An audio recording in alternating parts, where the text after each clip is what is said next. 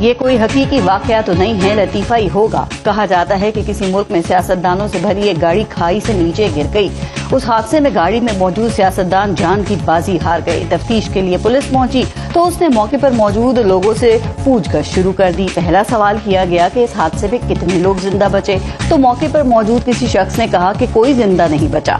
सवाल हुआ कि आपको कैसे मालूम? जवाब मिला कि मैं उनके करीब गया तो कुछ लोग कह रहे थे कि वो जिंदा हैं। मैंने पूछा कि आप कौन हैं, तो जवाब मिला कि सब सियासतदान हैं। तफ्तीश करने वाले ने कहा कि फिर तुम कैसे कह रहे हो कि ये सब मर गए हैं?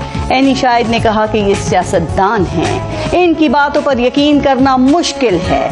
अब ये बेएतबारी, झूठ और वादा खिलाफियां सियासत में कैसे और क्यों आ गई, इस हवाले से कोई सिक्का बंद तहकीक तो मौजूद नहीं है, लेकिन ये हकीकत है कि सियासत का मतलब ही चालाकी, झूठ, मक्कारी और दिखावा बनकर रह गया है। अब तो हमारे सियासतदान भी तो ऐसे ही हैं कि 90 दिनों में करप्शन खत्म कर दूंगा और 6 माह में लोड शेडिंग खत्म ना कर सका तो मेरा नाम बदल देना, लूटा हुआ पैसा वापस लाएंगे। लाहौर और लाड़काना की गलियों में घसीटने जैसे वादे, दावे और बयानात ज़रबुल मसल बनकर रह गए हैं।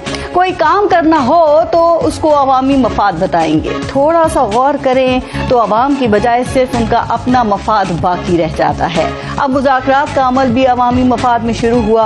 मुल्क व कौम की बेहतरी के लिए कमेटियां बनी, सियासी इस्तेहकाम के लिए काम शुरू हुआ, लेकिन फिर जुडिशल कमीशन बनाने और ना बनाने पर डेडलॉक हुआ और मुज़ाकरात खत्म। अब 26वीं आईनी तरमीम के वक्त अवामी और कौमी मफाद किसे याद नहीं।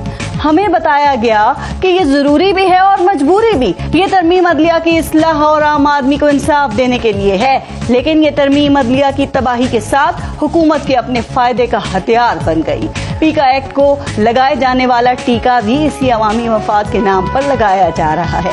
तो नैब तरमीम के फवाइद किस अवाम को हासिल हुए, ये भी सबके सामने ही है।